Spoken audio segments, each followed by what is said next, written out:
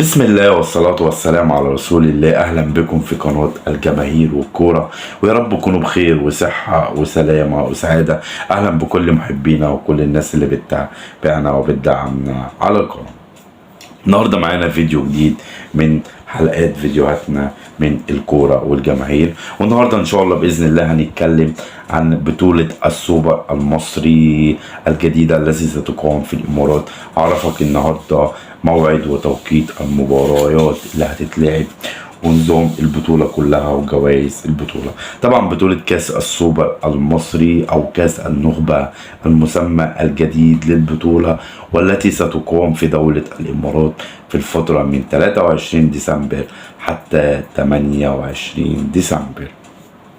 طبعا نظام البطولة الجديدة هتبقى 4 فرق، وهيشارك في البطولة الأربع فرق كالآتي: النادي الأهلي بطل الدوري، نادي بيراميدز تاني الدوري، نادي سيراميكا بطل كاس الرابطة المصرية، ونادي فيوتشر صاحب المركز الرابع.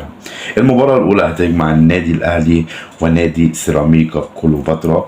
المباراة الثانية هتجمع بين نادي بيراميدز ونادي فيوتشر، والكسبان من مجموع المباراتين هيلعب على النهائي، والخسرانين هيلعبوا على المركز الثالث والرابع.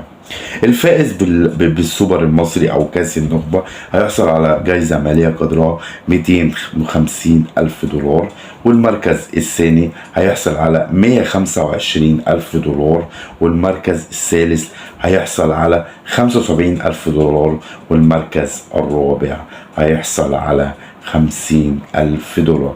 نتمنى اللي هي تكون بطولة كويسة، واللي هي تحقق مكاسب كبيرة للكرة المصرية. ودايما بنشكر دولة الإمارات اللي هي بتستضيف الحدث الكبير كاس السوبر المصري.